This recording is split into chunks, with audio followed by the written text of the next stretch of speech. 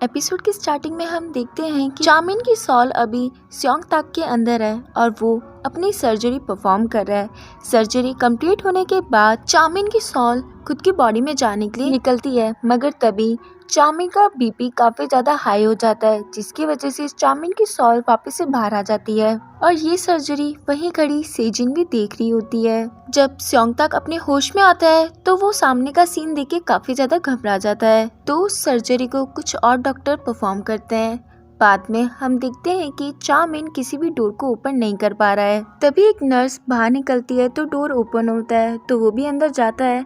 तो वो सुनता है कि इंटर्न वो बात कर रहे हैं कि सर्जरी तो ठीक से परफॉर्म हो गई है, मगर अभी भी काफी कम चांसेस हैं कि ये सही से उठ पाएगा या नहीं। चामिन अपनी सोल को अपनी बॉडी के अंदर ट्रांसफर करने की काफी सारी कोशिश करता है, मगर उसकी सारी कोशिश नाकामयाबी होती है। वहीं स्योंगताक भी काफी ज्यादा कंफ्यूज होता है, क्योंकि जब उसने सर्जरी करने के लिए अपनी आंखें बंद करी थी तो सीन कुछ और था, और सर्जरी के बाद जब उसने अपनी आंखें खोली तो सीन कुछ और ही था, और बीच का मामला उसे कुछ भी याद नहीं है। वहीं चीफ और क्लासमेट बात कर रहे होते हैं कि हमने जो चेयरमैन जेंग की सर्जरी के अंदर काम करा है उसके बारे में किसी को भी नहीं पता चलना चाहिए। वहीं इंटर्न ओ भी काफी ज्यादा पजल्ड होती है, क्योंकि सर्जरी के वक्त स्योंगताक बिल्कुल चामिन की तरह लग रहा था। तो वो बाद में स्योंगताक से बात करने जाती है, क्योंकि इन्हें तो पता है स्योंगताक कितना डरता है सर्जरी से। तो स्योंगताक बताता है कि तुम भी मेरे को देख के हैरान रह गई ना। हाँ, मुझे पता है, मुझे ये सारी चीज़ें आती हैं, ये सब गॉड गिफ्टेड है भाई। तो प्लीज़ ज़्यादा सोचना मत इन सब चीज़ों को लेकर के, क्योंकि इस नालायक को खुद को भी याद नहीं होता कि ये क्या करके आया है। वहीं चामिन देखता है कि उसकी बॉडी से कनेक्ट एक ब्लड कनेक्टर डिस्कनेक्ट हो गया है। तो वो सभी डॉक्टर को चीख चीख के आवाज़ लगाता है कि आओ मेरी मदद करो, तुम लोग ऐसे ट्रीट करते हो कि अपने पेशेंट्स को। मगर कोई भी डॉक्टर से भाव नहीं देता, क्योंकि कोई भी उसे सुन नहीं पा रहा होता। तो वो एक डॉक्टर को टच करने की कोशिश करता है, मगर तभी पीछे से स्वीपर आती है और वो बोलती है कि क्या तुम मरना चाहते हो, और उसका हाथ हटा देती है और उस कनेक्टर को कनेक्ट करती है और उसे बोलती है कि अब तो खुश हो तुम। बाद में चामिन उस स्वीपर का पीछा करता है पता लगाने के लिए कि ये उसे कैसे देख सकती है। तभी वो देखता है कि उनकी बॉडी में से एक सोल निकल के आई है। तो चामिन देखता है कि इन्होंने तो वही सूट वियर करा हुआ है जो चामिन का फेवरेट कलेक्शन में से एक है। तो वो उन्हें उस कलेक्शन के बारे में खूब भाषण देता है, कहता है कि आप मेरा सूट कैसे पहन सकते हो। तो ओल्ड मैन बोलते हैं कि बेटा जी, अगर तू भूल गया तो मैं तुझे बता दूं, अभी तो ऑपरेशन रूम में था, तुझे मैं बचा के लाया हूँ और तू मेरे साथ इस तरह बिहेव कर रहा है, और वैसे भी तू मरा हुआ है, तो तू क्या करेगा रे इन सब सूट वूट का। बाद में जब स्योंगताक चामिन से मिलने आता है तो चामिन की सॉल वापस से उस पर चिल्लाना चालू कर देती है। ये पता है बहुत चिल्लाता है, हर छोटी छोटी बात पे डांटना चालू कर देता है। कहता है कि एक तो तुम्हें कुछ सर्जरी वर्जरी करने का एक्सपीरियंस नहीं है, ऊपर से तुम मेरी सर्जरी करने चले थे, समझते क्या हो अपने आप को। वहीं बेचारा स्योंगताक तो उसका हालचाल देखने आया था कि सर्जरी के बाद वो ठीक है या नहीं, क्योंकि वो दिल से चाहता है कि चामिन सही हो जाए। पर स्योंगताक की बातों पे चामिन को बिलीव ही नहीं होता, क्योंकि स्योंगताक और चामिन हमेशा लड़ते जो रहते हैं। और स्योंगताक को बोलता है कि रुक जा, एक बार होश में आ जाऊं, तेरी नौकरी तो मैं ऐसे खाऊंगा। और हर बार स्योंगताक के आगे पीछे ही घूमता रहता था।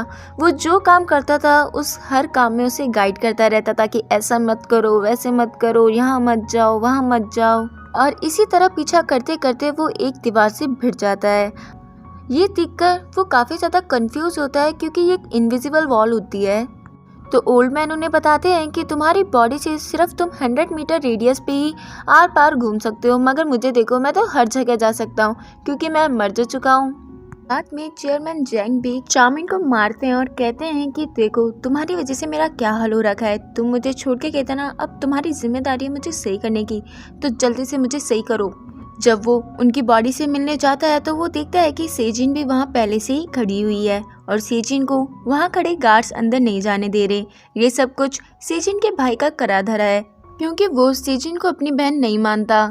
बाद में चामिन सभी के बॉडी में जाने की ट्राई करता है। वहाँ पे बैठे ओल्ड मैन बोलते हैं कि तुम ऐसा नहीं कर सकते हो, ये प्रूफ है कि तुम अभी भी जिंदा हो, यानी अभी भी तुम्हारी बॉडी में सांसें चल रही हैं। तभी वहाँ पे डॉक्टर एन आते हैं और वो क्लासमेट को बाहर बुलाते हैं। तो क्लासमेट और डॉक्टर एन बात करते हैं। डॉक्टर एन क्लासमेट से पूछते हैं कि तुमने चेयरमैन को कितने एमजी का इंजेक्शन दिया था? तो वो बताता है कि इंजेक्शन मैंने नहीं, इंजेक्शन तो स्योंगताक ने दिया था।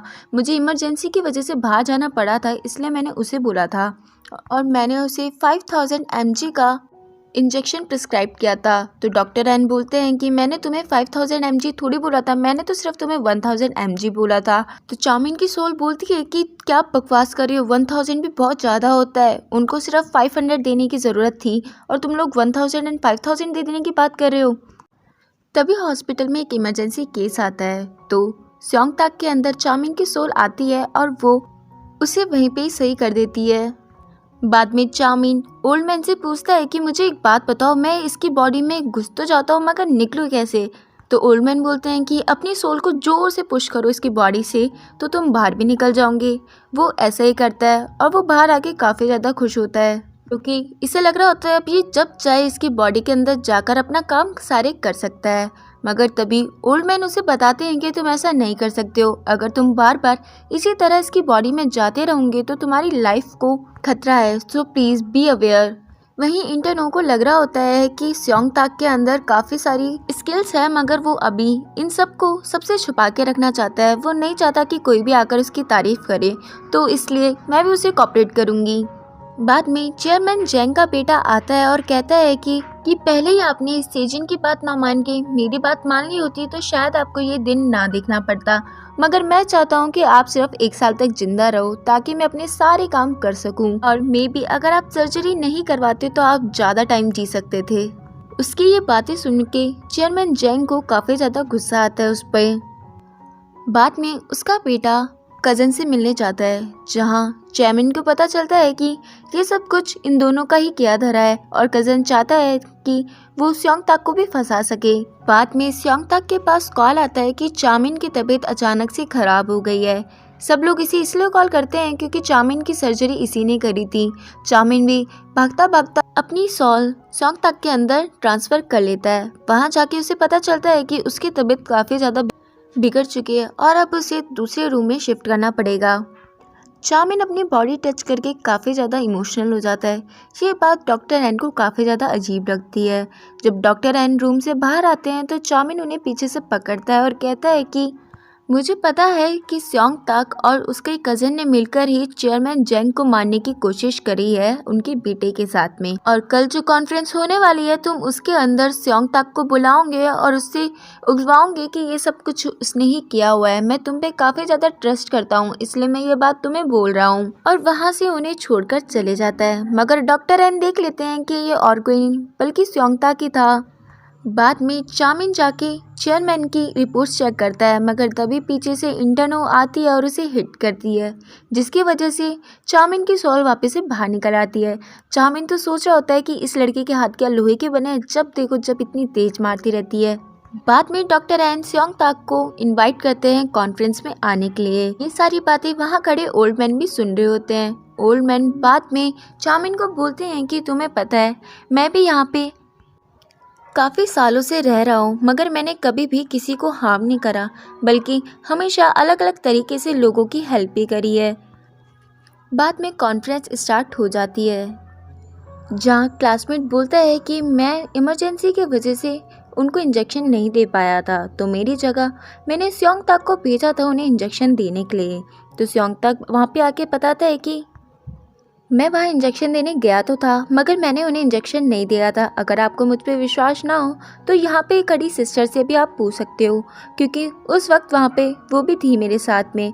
मैं जब वहाँ गया था तो मैंने उनकी रिपोर्ट्स चेक करी थी। 500 mg के इंजेक्शन उन्हें इंजेक्ट किए गए थे ऐसा लिखा हुआ था और वहाँ पर देख के मुझे बिल्कुल भी नहीं लगा कि उन्हें इंजेक्शन देने की ज़रूरत है, इसलिए मैंने उन्हें इंजेक्शन नहीं दिए। ये बात चाउमिन के साथ साथ वहाँ पे मौजूद सभी लोगों को चौंका देती है। वहीं चीफ अपने चमचों के साथ मीटिंग कर रहे होते हैं कि अगर स्योंगताक ने उन्हें इंजेक्शन नहीं दिया तो वो इंजेक्शन उन्हें किसने दिया। बट उस रूम में कोई भी सीसीटीवी भी कैमरा भी नहीं होता जिसकी वजह से वो लोग पता लगा सके।